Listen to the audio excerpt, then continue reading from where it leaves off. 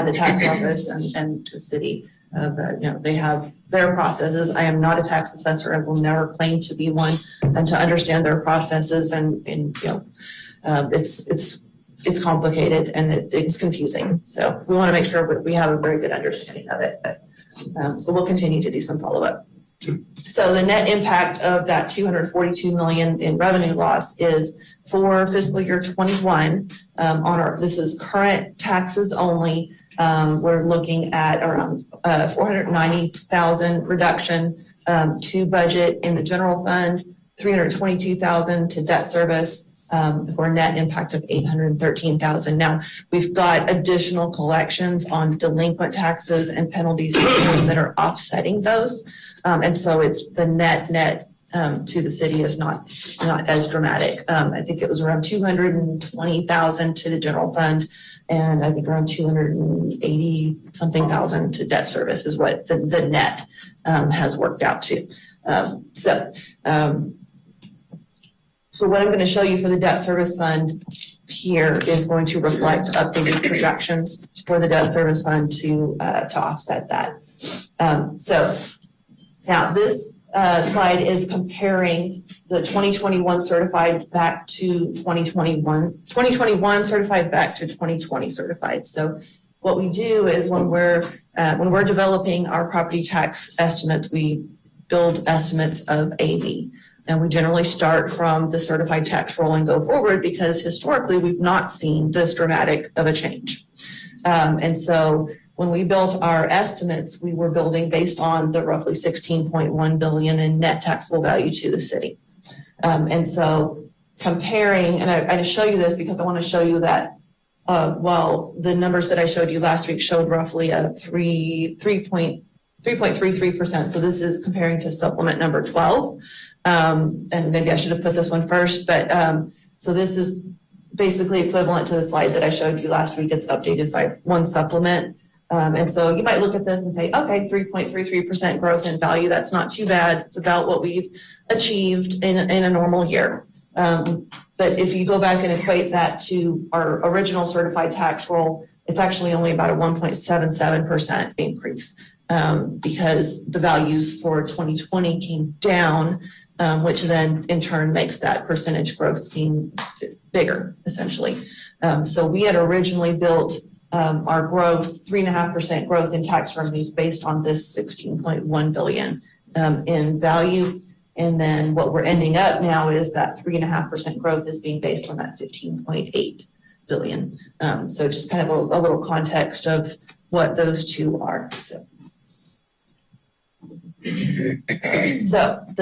We've talked in a couple different settings of having the 1 cent tax increase for the GO bond implementation, with shifting within the additional capacity that we have to fund the general fund, which is the maintenance and operations. So based on the calculations that we've got and the impacts from the reductions in value, we are looking to fully fund the general fund based on budgeted revenues. And to do that, we would need to shift a little bit more than 0.58 cents from debt to maintenance and operations, and then implement the 1 cent tax increase on the debt service side for the GO bond impacts. Also ran what would it take to fully fund and achieve the budgeted revenues for both the debt service fund and the general fund. And it would take a 1.35 cent increase over our current tax rate. And so going from 3.365 to essentially 35 cents to fully fund the budgeted revenues. In looking at the debt service fund and the impacts on not having that full amount of revenue, it's not what we're recommending. What we'd like to do is look at the debt service fund in the long term, because the impacts of not having the revenue in the debt service fund as fully budgeted this year are not a 22 issue. It's more of an out year issue. And so what we'd like to do is look at how do we implement the increases to the tax rate, and recognizing that a lot of the lawsuits and the settlements are commercial properties.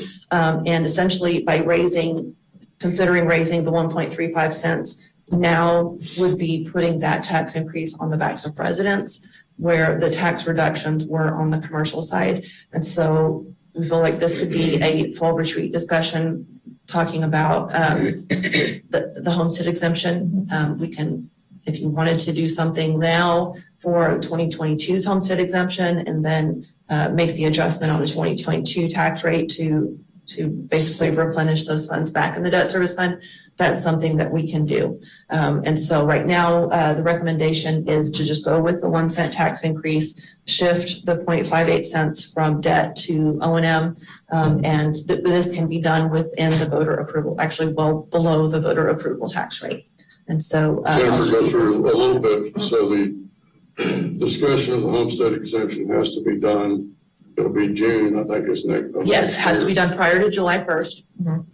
And so a lot of times we'll do that after you receive the preliminary tax roll. Mm-hmm. Well, we all know that the preliminary tax roll, is a guess. It's going to come down. So this would allow us to base that discussion on what we know now, what's happened in 2020 and 2021, what we're seeing with the revenue loss or the value loss on the commercial side.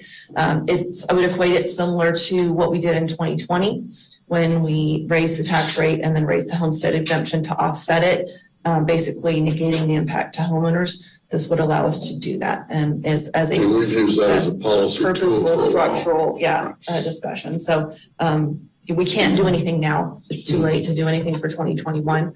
The numbers have been certified. So all of this has to be done ahead of July 1st, ahead of the certification. So this is more of a next year discussion. But I think that it would definitely be a policy discussion to have at the fall retreat. All right, so what that does, that proposed tax rate, and I've got showing here what the current tax revenues that were in the proposed budget. So you can see these in the general fund and the debt service fund. So we had estimated 57.06 million in tax revenue. With this recommended tax rate, we would generate 56.48 million. We're recommending this split. It would essentially fully fund the general fund, $300 short, and then the debt service fund we would draw down additional fund balance to cover that $576,000 that we would be short in property tax revenue. And then the numbers that I'm going to show you for the debt service fund will reflect these changes, and so you'll be able to see the long-term implications of that. All right, so the truth in taxation calculations, what we're looking at is comparing to the adjusted tax revenue after the lawsuits and refunds of 55.048 million. Our adjusted taxable value under the truth in taxation, which includes, takes out new value, it takes out our participation in TERS, and then our the numbers that we recorded into the minutes last week of the certified excess debt collections and the collection rate. All of that is factored into that adjusted taxable value. So our no new revenue tax rate is 0.339025. So it is above our current tax rate. So even if we just weren't looking at raising for the GO bond projects, just to generate the same amount of revenue, we would need to raise the tax rate, which is why we need to shift from debt to maintenance and operations to keep the general fund whole. Then our voter approval tax rate, and I've got two voter approval tax rates here. So one of the things that Senate Bill 2 put in is that if you don't go to the full 3.5%, there is for 3 years, you get to track your unused increment, and you can then increase over and above the 3.5% in subsequent years if you need to. And so since we did not go to 3.5% last year, we do have it's like 0.18 cents of unused increment. So the voter approval rate at 3.5% is 0.3587. And then if you add that 0.181 voter unused increment, the actual published voter approval rate will be 0.3559,397.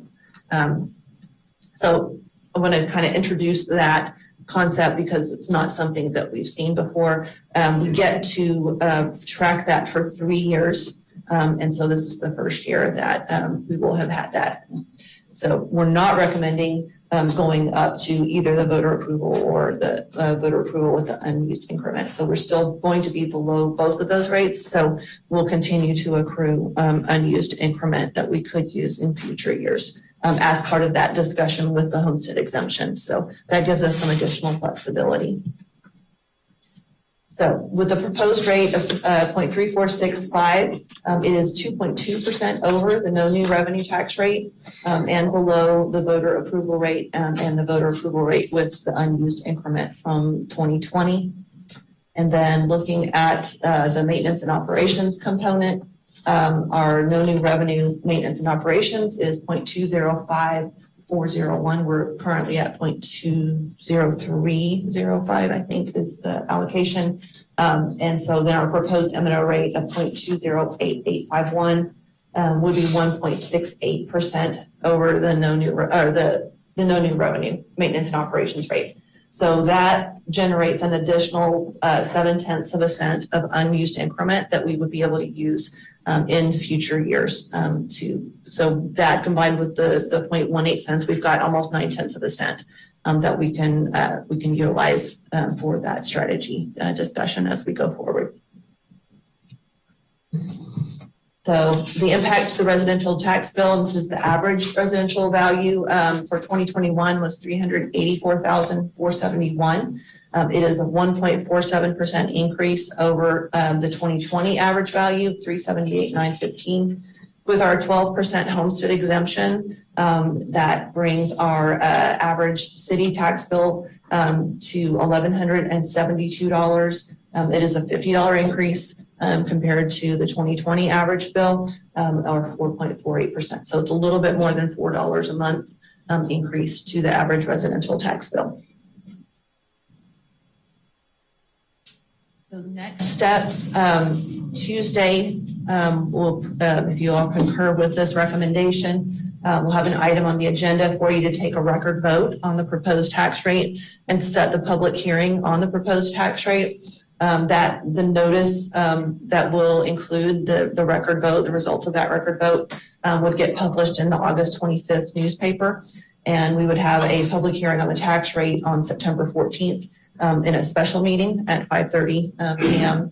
And the proposed tax rate would then get approved after the budget on September 21st. So just to recap, that rate is 2.2% higher than the no new revenue rate, and it is below the voter approval rate. And the impact to the average residential bill is $50 a year, or 4.48%. So those are the key dates. We would start, once we have the notice published, we have to start posting the notice of public hearing on the tax rate on SLTV 16, also on our website. We generally start that around September 1st, but it has to start 7 days prior to the public hearing.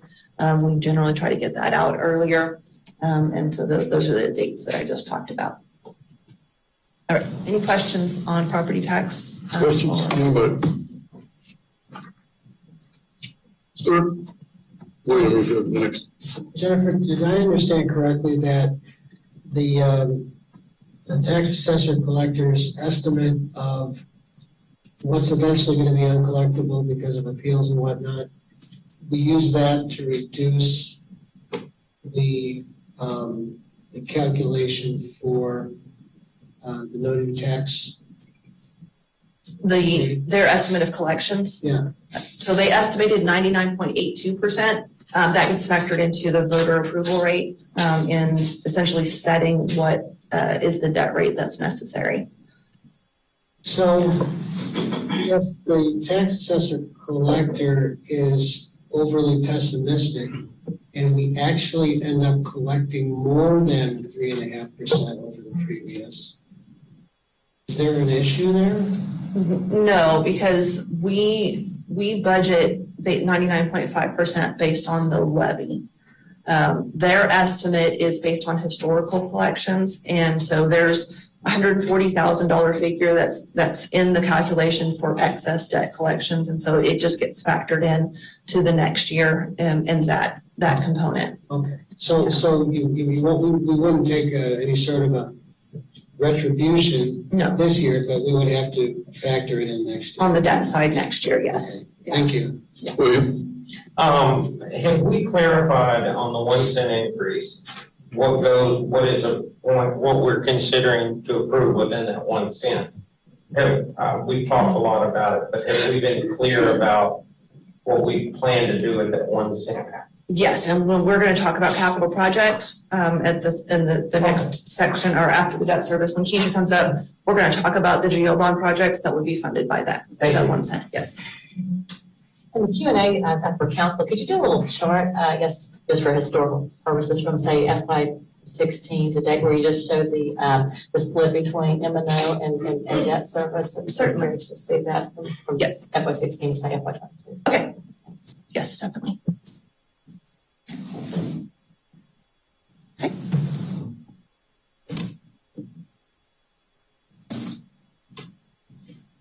Anyone else? Go ahead, Jennifer. Just waiting for Thomas to put it back up here so I can control it. All right, so then, there we go. All right, so next will be the debt service fund. And these are, we have 2 debt service funds. The big one is our tax exempt debt service fund, and that accounts for repayment of our tax back debt. So this will be our GOs and our certificates of obligation that are supported by property taxes. And so the numbers that I'm going to show you will incorporate the debt service tax rate at 137,649, the homestead exemption at 12%, and the certified taxable value. We have transfers into this fund to support debt that is essentially self-supporting. We have transfers in from the tourism fund that support certificates of obligation supported by our hotel occupancy tax, which is going to be the conference center at the Marriott. And then we have a portion of the Tourist 4 Plaza that is supported by the hotel occupancy tax as well. Then we have our utility fund transfer. So we have assumed mud debt that we took on when we annexed and dissolved municipal utility districts. The most recent one was Greatwood and New Territory. And we pay 100% of the water wastewater portion of the debt from the utility fund, because that's how we would pay for it if we had issued it. We would have sold revenue bonds, and it is utility debt. So we try to pay for it from the revenue source of who's benefiting from the debt. And then the final transfer in is the enclave at River Park Public Improvement District. And so we have that one was split. So that was a reimbursement to the developer for streets and drainage and utility infrastructure. This is the street and drainage portion. There is also a transfer into the utility fund the PID. You'll have a public hearing on the agenda Tuesday for the assessment on the properties within the enclave at River Park. And that's a per lot basis. That is a per lot basis, yes. Not based on AB. Correct. All right, so property taxes it is the source of revenue essentially for repayment of debt. We're kind of unique in the way that we fund the self-supporting debt and transferring. Most cities, property taxes, it would be property taxes and interest would be basically your only source of revenue in this fund. But we have 79.4% current, 0.2% delinquent, and then our transfers in is a little over 20%, and we're basically like not factoring much in for interest income right now just because rates are so low. So this slide I talked a bit about last week. This is just the financial management policy statement direction on property taxes.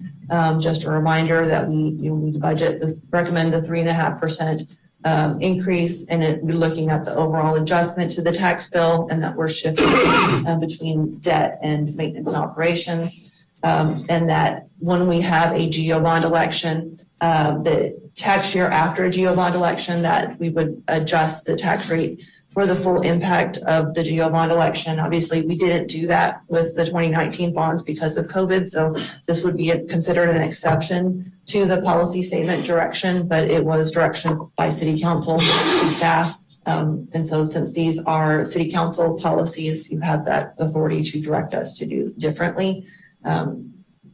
So then what we look at in our debt capacity for our debt service fund forecast is that we assume that what we can fund within a flat debt service tax rate, so essentially no growth in property values.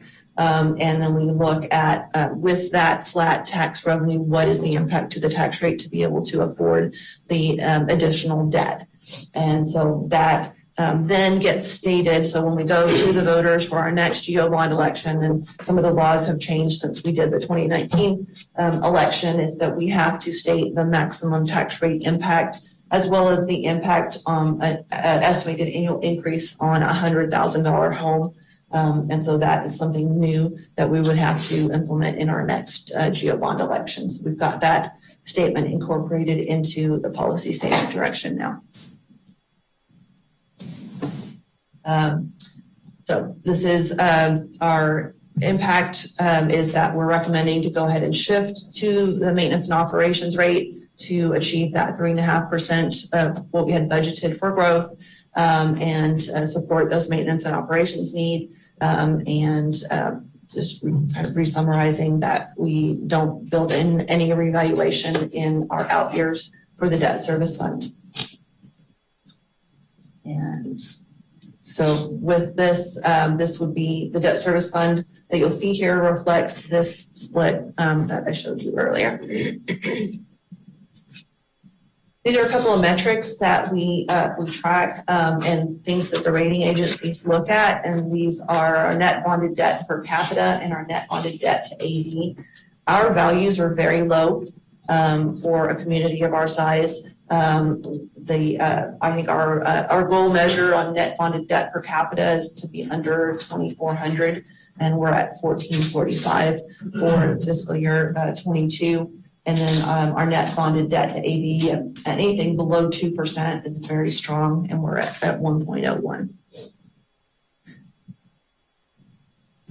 All right, so our debt service expenditures, this is comparing our 21 budget to our projections and then showing you our 22 budget. So essentially, this includes the payment to escrow would be the reason for the increase between the 21 budget and 21 projections. We did a refunding piece with our GO bond sale in June. And so we have a $2.3 million repayment to escrow to refund those bonds. And the debt service that's shown here, you can see there's a savings of around $1 million in debt service. We had budgeted for a full year payment on the bonds that we were issuing in accordance with policy. And since we sold the bonds so late, we don't have a debt service payment this year. So the first payment will be in February. And so capturing that savings and then that with offsetting the refunding to the escrow, we're seeing about a $1.3 million increase in expenditures. But that refunding payment is offset by an increase in revenues from the bond proceeds. So then for fiscal year 22, we are budgeting $26.66 million in debt service, and that's including current and new debt. And then our rebates is the 50% rebate that we pay to our in-city municipal utility districts. We're estimating that would go from 1.77 to 1.81. And then on the transfers to other funds, this is following our policy of transferring the property taxes generated from airport value to the airport. So this is the debt service fund share of that. And so no property taxes go to support the airport, but we do have the policy that says that the property taxes generated from within the airport would get then reinvested in the airport. And so that's been our practice. So total expenditures would be $28.61 million. So So then this is a summary of the revised projections and FY22 budget with the changes to the revenue numbers. Our ending fund balance would be $6.15 million in fiscal year 21, and for 22 it would be $5.78 million. So we will be drawing down the fund balance in both years, which is according to what our plan was, because we had quite a bit of fund balance built up. And from the annexation of Greatwood and New Territory, we received a lot of their fund balances, and the plan was to draw those down over time to pay off some of their debts. Okay, so any question on 21, 22? Okay, I'll move on to the forecast then. Again, this is, I'm going to show you revised numbers, summary of the assumptions for the forecast. We have our base revenues from 22 property taxes with no growth from evaluation. We have, and as Keisha will show you, we have the GO bond projects built in from the remaining GO bond projects from 22 to 25, and the tax increase is assumed to be completed between 22 and 24. So we have the 1 cent increase for this year, another 1 cent increase in 23, and then the remaining half cent in 24. So those are the assumptions that this is built around. I made the next line blue just as a reminder that our original plan from the GO bonds was 3 cents increase in fiscal year 21 with the projects funded over 3 years. And so we've gone from that to spreading the tax rate increase over 4 years and the projects being funded over 5 years. We have our transfers in for the self-funded debt, and we're able to support all of our debt service obligations, continue our rebates to the in-city MUDs, and we're able to preserve capacity in the out years, which this forecast only goes out 5 years. But with the completion of the GO bond projects in fiscal year 25, we now have another year in the forecast. So I have made some assumptions on future year capacity for the next GO bond election.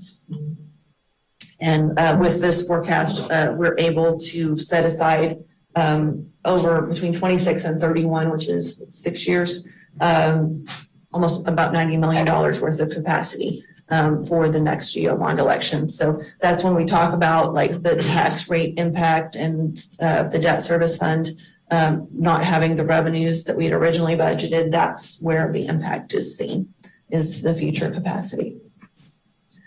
All right, so I mentioned last week that I would show you like the base revenue from property taxes and then show you the impacts of the tax rate increase. And so this is the chart that I was talking about here. So our base revenue, I have that is based on the fiscal year 21 revenues of 21.05 million. And then in each year, I've broken out the impacts of the tax increase for the GO bonds. And so that was essentially stopped in fiscal year 24, and you can see that the revenues basically stay flat in 25 and 26. And so we're generating between 28 and $30 million a year in revenue under this set of assumptions. Jennifer, quick question. Yes, sir. For all the outstanding MUD debt from the annexations, are there any refinancings that we can pursue that would lower the interest cost from some of those? We did a very aggressive refunding as soon as we could on the MUD debt. I don't believe there are any upcoming call dates that we could take advantage of, but that's something that we continually monitor. We're no longer allowed to do advanced refundings. And so we have to wait until we're within 90 days of the call date to be able to do a refunding, but it is something that we're definitely looking at. We're starting to even get taxable analysis of for advanced refundings of some of the 2014 bonds that we've issued. And so the rates are that low that it's even advantageous to do a taxable advanced refunding. So we get solicitations all the time from underwriters. That's something that Joe and I look at constantly. Joe Morrow being our financial advisor. Yeah, but they're as low as I've ever seen. Yeah. Could have gone lower, so. They are very, very low. Okay. Right, so then taking those revenues from the previous slide at the top here, we have our the debt service on our current existing debt. This is everything that we've issued through fiscal year 21. So that runs between 25 million, and you can see that it starts to decline. And then the next line in blue would be the new GOs that we're proposing to issue starting in fiscal year 22. And so you can see that we're just filling in the gap and roughly 26 to 28 million a year in annual debt service is what we're able to fund. And so the GO bond issuance schedule then is at the bottom, and that will be consistent with what Keisha's going to go over at the second half of this presentation. So this is our current outstanding bonds. So essentially everything that we've issued to date. The lighter blue is principal, the darker blue is interest. And you can see that there's just a natural decline. With the Texas Water Development Board zero interest loan, we now go out to 2052. We normally only have a 20-year maturity schedule, but I was not going to turn down a 30-year zero interest loan. And so we're going out to 2052 now. So not a bad deal. And then layering in on top of that is the planned GO bonds that were approved by voters. And so you can see we do have a little bit of an increase in 23 and 24. That is where that tax increase is needed to be able to absorb that. And then the rest of it gets absorbed within the natural decline. And so when we're looking at the out year capacity, we're essentially taking like this $25 million line and looking out, and like this area here is where we would be looking at the capacity within our existing debt rate. So just to summarize, we're able to implement our GO bond projects as planned.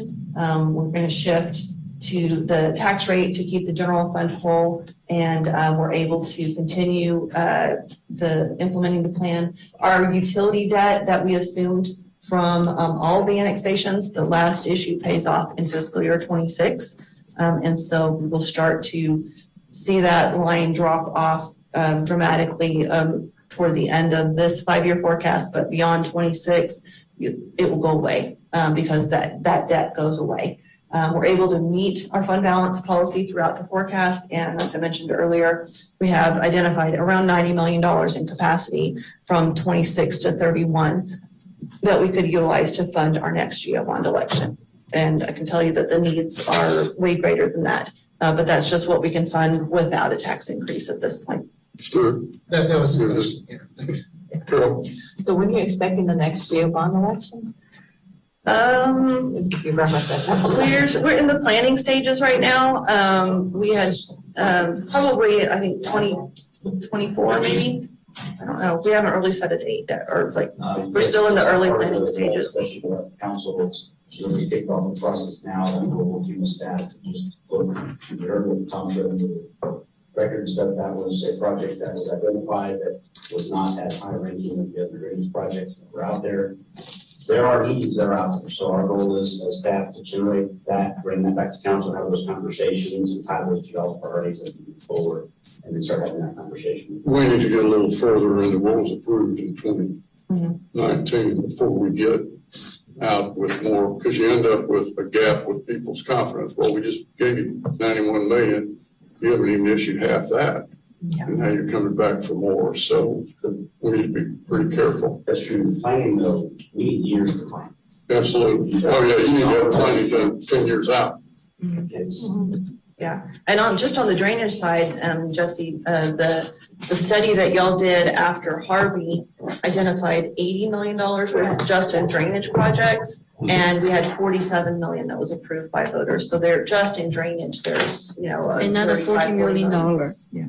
47 million just address structural flood. Yeah, yes, and that was just the highest priority drainage projects. So there are needs that have been identified already, and just unless you go with $100 million drainage bond, I mean, like you can't do it all at once. And you couldn't do it all at once anyway, because you've got to be able to phase in and do your downstream improvements first, and then your upstream. I've learned some engineering over the last 5 years. So now I know what downstream and upstream improvements are. Wouldn't tell you one if I saw one, but I can tell you that you have to do the downstream ones first. All right. Okay, so then next we will move on to the taxable debt service fund. This will probably take about 2 minutes, and then we'll get Keisha up here. So our taxable debt service fund is the fund that we keep track of our COs that we sold for the Smart Financial Center at Sugar Land. This is supported by the lease from Ambassador Theater Group, and the lease is paid monthly. The lease amount is based on the annual debt service requirement for the bonds, and that resets every January 1st. There is a debt service reserve in this fund equal to the last 4 years of debt service payments based on the latest lease amendment that was approved. And they begin repaying the additional 25% in April of 2021. So that 4 years then essentially for an additional 25% a year, they're going to be paying that additional 25% for the next 16 years. And then, but in the meantime, until we have enough cash in the bank to hit that, it's $6.5 million. We have a letter of credit on file for that. So we have quite a bit of protection. We've not missed a debt service payment. We were able to utilize some of the additional funds that they had paid to float the debt and make all the payments while the theater has been closed. So Jennifer, because William just came in, so last year, because of the fact they couldn't open, they couldn't generate revenue, we more or less gave them a rent holiday and used their own sinking fund to cover that. Yes. And now we're in the process of rebuilding that back as they get to come back online. Thank you. Yeah, so there still were no tax dollars that went into the payment of those bonds. They were fully funded by the lease payments, that additional 25%. They've been paying that for a little bit more than a year, I think like a year and 3 months or so. And so with them, we developed a structure to allow them to, essentially be able to not pay the lease for several months, but still meet our debt obligations. And that lease runs through December 31st of 2046. So the lease revenues and interest for 21 projections, 1.77 million, and we have 1.59 million in debt service and paying agent fees. So that is a net increase of 176,000. We're projecting an ending fund balance this year of 876,000. For fiscal year 22, the lease revenues and interest is a little bit over 2 million, and that will be the full year of them paying that additional 25%. So in 21, they began paying that in April. So there's about 6 months of them paying that additional 25% in there. With the debt service and fees, then we've been getting around 414,000 in net income. And that falls to the bottom line, and we have an ending fund balance of 1.29 million. Looking out over the 5 years, it's pretty stable. The lease payments and interest and the debt service is all set, except for the interest. We'd love interest rates to come back up a little bit so we can start earning some interest in this fund. But right now we have very conservative estimates. But we're adding about $400,000 a year in net income to this fund annually, and that is the additional 25%. So by the end of fiscal year 26, we'll have almost $3 million in the fund balance. That would be that debt service reserve. So that's almost 2 years worth of debt service payments. And right now you got it with over 800,000, 876, I guess. I'm sorry? 876,000. For this year? Right. Yes. All right. That is it. So a little bit longer than 2 minutes. I think I talked a little bit longer, but if there are no other questions, I'll bring Keisha up here to talk about capital projects. Thanks, Jennifer. Madam Mayor, members of Come council. on, Keisha.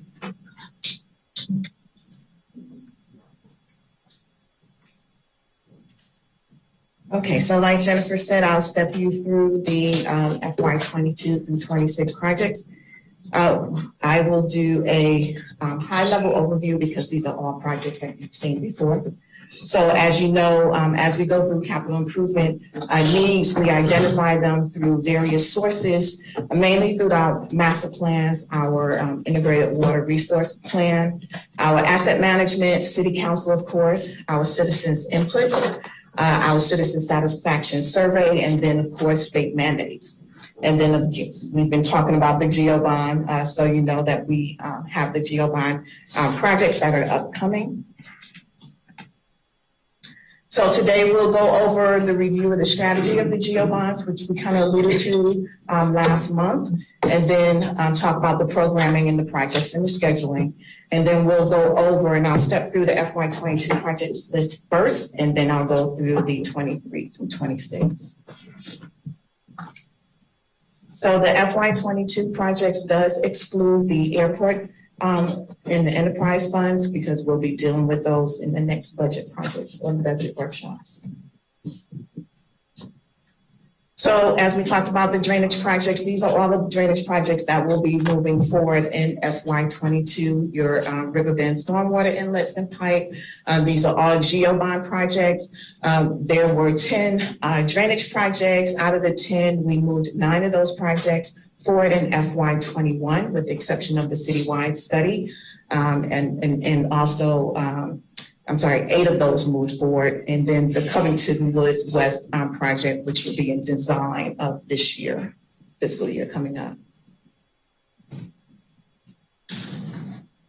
In Municipal, of course, we have our annual public arts program. That's something that we do annually that is continuing to move forward even now with the 2020 to 2019 projects that we have. The public safety and public service building we have, those are projects that have been identified through the GEO bond, city annex, the city hall roof, and other various locations throughout the city where facilities need to be rehabbed. Keisha, I'm going to take you back for a minute on drainage. Of the 47 million in the GEO bonds that was approved, more or less. Correct. How much of that's been programmed? I'm sorry, say that how many of the dollars of the 47 million have been programmed? So $22.7 million for FY22, and then the remaining are either in the out years. And I honestly don't know off the top of my head how much we did in 2021. Jesse, do you know? Yes, $11.1 million. 11.1 we have moving forward. 22 budgeted in FY22. Yeah, so we're now at about $35 million out of 47. Correct. That's where I'm getting at. You might get that to council so they know of the commitment of the 47 million, where we are in terms of, what we've issued, what projects are involved. I was just slide later in the presentation summarizing the GEO bonds. Yeah, I'm looking on the budget book, so I can. Yeah. Okay. Yeah. We'll get to it. Because there's more carryovers Right. in the CIP, but there's a slide coming up that will show that. Okay. Thanks. So public safety training facility, this is the second phase. As you know, we're already moving forward with that first phase. So this is your fire track, your restroom, your training rooms, those type of things, and additional pavement within the public safety training facility. So this is the design for that second phase. And Keisha, we couldn't, to remind council, we couldn't really go forward with a lot of that until we solved the drainage. And I think we solved the drainage now, so it enables us to go forward with some of these facilities. Okay, and it does include the multi-purpose training facility. And then, of course, the fire EMS apparatus replacement, which we know are the 2 fire apparatus and then the 1 ambulance. Mm-hmm. Our annual joint participation in CIP. Of course, this is one that we do in partnership with the community. And so various HOAs or community that would like to do enhancements within their neighborhood, we partner with them to fund portions of those projects. And Keisha, on the parks projects, we got participation from the county in their mobility and parks bonds. Where is that reflected? Right, so there are additional projects that we have moving forward. The Ditch H Trail project, which is existing, the First Colony Trail project that's existing, those projects were funded or received additional funding as well. Then you have your Ganaway Lake project, which has not been programmed yet, but we are looking at when we will anticipate programming that into the CIP. So yes, there have been several projects that receive parks. It'd be helpful to get the council members a kind of a reminder of what the county participated in and what those projects were total dollars. Absolutely. Okay, and then we have the Old Imperial Farm Cemetery improvements. Of course, this is the existing cemetery that is on the 65-acre site that is owned by the city. And so this will look into the existing elements of that site and historical preservation, documentation planning, and then what improvements would need to be done to the actual cemetery to bring kind of a historical destination site for people to come and visit. Stepping into street, the University Boulevard widening. This is actually the intersection improvements to University Boulevard. So this will take into consideration Branford Place as well as Westcott intersections. And so again, this is a county mobility bond funded project. And so there will be design that will conclude after the traffic impact analysis is completed, and then construction following. The Brook Street and First Colony intersection improvements, of course, you remember we kind of carved out the Highway 6 improvements of that to incorporate it into the existing or the current ongoing 6 project. And so now this is the completion of the First Colony and the Brook Street tie-ins. Then your major street rehab, which was a part of the GO bond. This is sections of West Airport Boulevard, as well as other areas that our streets department has identified as needing improvements. And so this is the first year of the funding out of the 3 years. And then the Soldiers Field roundabout at First Colony, of course, we discussed that in length. And so this is the construction, the design is being completed this year. Stepping into traffic, our annual landscape replacement and improvements for our major roadways. This one will take into consideration, again, parts of 6 and 59, and then other areas, again, our streets department have identified and worked with TxDOT as anything that would not be considered in the green ribbon, then our streets department will take that on and put place into the landscape replacement program. The last two are 2 projects that we identified in the 2020 Fort Bend County Mobility Bond, which is the fiber optic. We talked about that last month, as well as the ITS monitoring system. And so this is our share of the county's funded projects for fiber. Sure. Could you refresh me where the fiber optic cable installation is going to be? So, Brian, did you want to say something? No, go ahead. Okay, so right now we are looking at 90A, but we have not really finalized the location of the fiber. And so that's something that we will be stepping through as we begin the project, is where we really need to have that fiber located. The part of that project is making sure the county wanted to make sure that all cities, not just Sugar Land, but all cities would have an opportunity to utilize that fiber. So it will be a joint effort. 90 looks like it might be the most ideal location, but it hasn't been finalized. And how much is the county paying on this? So the total project was 925, I believe, and so they're paying half. So that is our share, the 450 is our share. Chris, did you have something you want to add? We've done a phase 1 of the overall communication master plan. We have phase 2 that will start in October. Funding for next year. After that will help guide. That's citywide. We're looking just where we go with the roads to the 3-tier wireless that is moving forward now. So where we look at when that is at useful life as well, because that's technology probably 5 to 7 years away, and how we start to prepare for that long range plan as well as see what we take.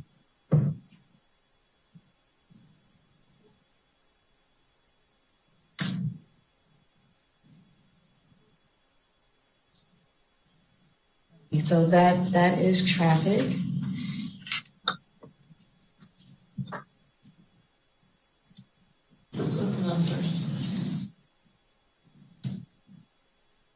Thank you. Okay, so this is the summary of the FY22 projects that will be moving forward. So as you can see in drainage, all of the money will be coming from the GO bond, so $22.7 million. Municipal, you have a split of the GO bond and SL4B, and then parks, SL4B, streets, a spread of all three, and then traffic, SL4B, and fund balance, and that is the total, $32.759 million. Okay, so we will step into the FY23 through 26. So what you will see is additional projects that will be moving forward, and then of course those annual projects that carry throughout the 5-year program. And so I'll kind of highlight those that you have not seen, and then the ones that you've seen in the FY22, I just wanted to go over. So the Avalon Brazos Landing, this is the second phase of the Avalon Brazos Landing GO bond. So the first phase, of course, is the downstream, as Jennifer so noted. And so we're currently working, actually doing the design on both, but the construction, the second phase of it will come after the first phase or the downstream is completed. The Covington West and Imperial Woods, excuse me, as well as the Sugar Creek drainage improvements. Stepping into municipal, again, you have your senior center improvements, and then the animal shelter is when in FY23 through 25 is when you will start to see the design of the animal shelter, and then the construction following. And then the emergency operations center in public safety dispatch building, you will begin to see design and then construction moving forward. In the case of the animal shelter, all depends on the private sector funding. That's correct. Moving forward on that, and the progress on that. That's correct. Well, I think for the enhancement part of it, not For for the the, enhancement not for the part. base facility, if I'm correct. That's correct. Yeah, but that's the base without the Can I talk about the animal No, shelter? my understanding is you can build the base facility without the enhancement. Okay. Yeah. So we probably ought to do a workshop on what that is, so that people know, because I didn't know that. I didn't know you could do the base. I thought the enhancements went with the base. Yeah, so, enhancements are issued on to the base operation side. Okay. Let's have that conversation. But may I ask about the animal shelter? Yes. When all this was going through, all this planning, had we ever considered, maybe we have, I wasn't around, a regional aspect of it, and we partner with Orkin County or something, and we don't do animal shelter, animal management every day? Did we consider that, or no? I can speak when we built the first shelter. Chris will probably be able to best speak to when we designed it. But when we built the first shelter, we did consider that. We met with Fort Bend County. At that time, their services were not something that we could consider. I know I think have built a facility since then and are in a different situation now. But we did consider that when we built the first shelter. The planning started for this one was all based off of, we developed, we expanded the animal advisory board, and then we started having those conversations of just next steps for us because we had outgrown our facility. I don't think our numbers are included in what the county does anyway, so the county facilities would not necessarily need those services, but that was not a new conversation we had back then. The reason I bring it up is I took it upon myself to go meet with Williamson County Animal. It's a regional center outside Austin. And man, they represent, I believe, 6 or 8 local municipalities, and they blow it out of the park. I mean, it's almost a destination location to go and see their services, their excitement, their life-saving skills and abilities. And I'm thinking to myself, does the city of Sugar Land really want to get into what I would say is premier animal services? And I may be wrong because I don't develop animal service buildings and properties. I mean, this seems like it's going to be a premier place. I'm just assuming. And so then I went and met with the Fort Bend County, and I talked to them about what they're doing and what they would like to do in the future, and would they ever consider a position as a regional animal service? And they were very excited. In fact, I feel like they're really on track right now for being a leader in animal services. So then I went and met with a couple of county commissioners, and I said, what are your thoughts about this? What do you guys see happening? Everybody's like, we would love to support. We'd love to be a part of regional. And I'm thinking, wow, I mean, is it too late to even consider a partnership like that to where we're spending almost 1.2 million a year in animal services? Do we need to do a premier center? Do we satellite that to Fort Bend? Do we reduce our annual? I don't know. I don't know what's considered. I think that's a fall retreat discussion. Okay. So that's more strategic. I mean, if we're going to, given what we've got invested right now, then if we're going to change course, then I think council needs to take that up in the fall retreat. Okay, good.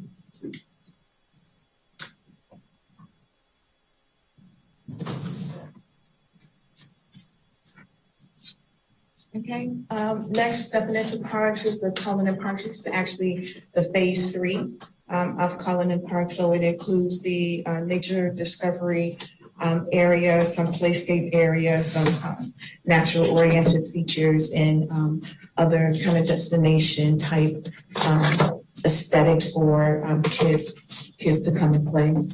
And then, of course, join CIP.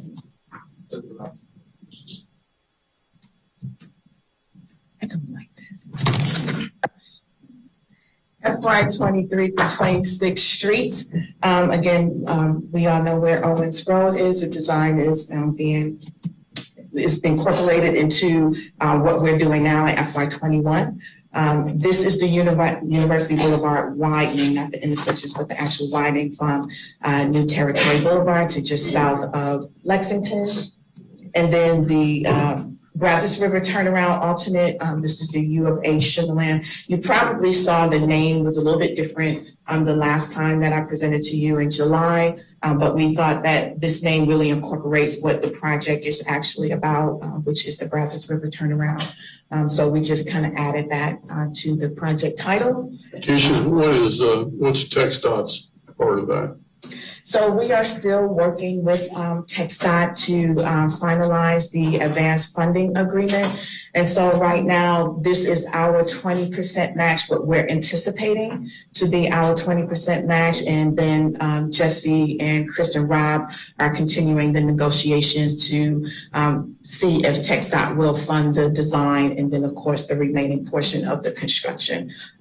Jesse or Rob, do you guys have any updates on that? You might give a recap. I mean, they've got to move, because of the erosion, they've got to move the approach slab back toward the city of Sugar Land, and the bridge is going to fail. Mm-hmm. Bottom line, that's what's driving it. Okay. So you want us to bring an update to council? Yeah, I want you to bring an update to us, if you would, Keisha, that kind of goes into a little bit more of the detail of what's going on. Absolutely. Okay. And then, of course, the country club, Sugar Creek at Chesterfield.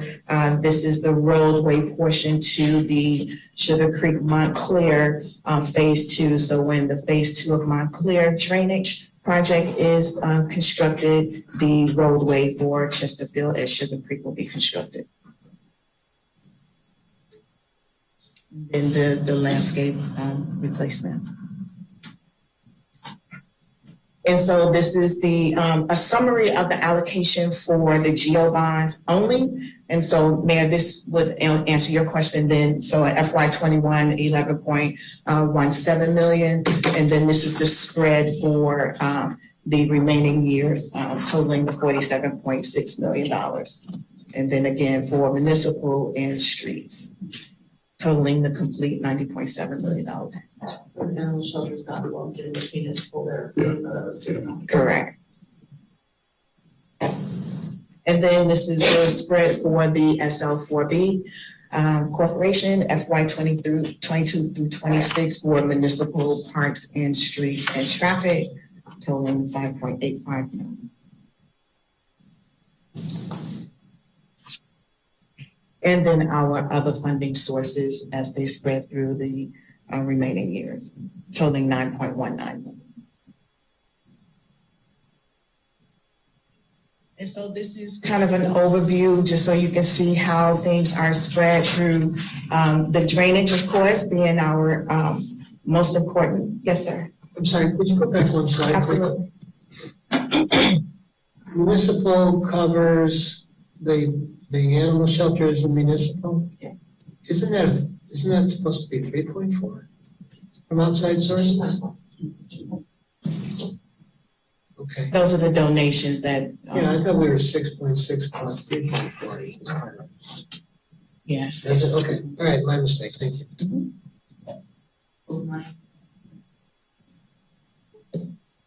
So to the left, of course, the projects and how they spread out, with drainage being the most significant.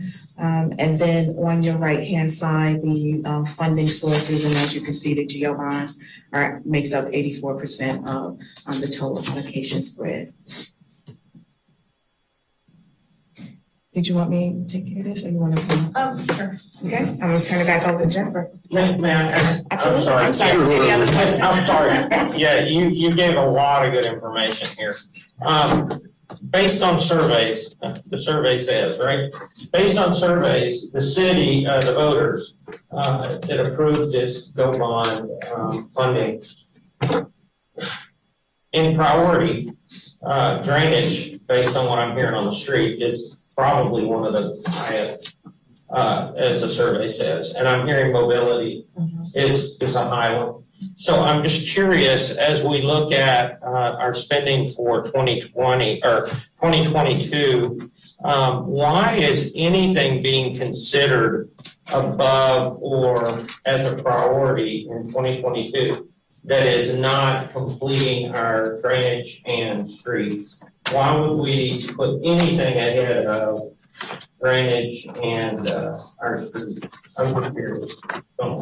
The one that's in there is primarily the public safety training facility.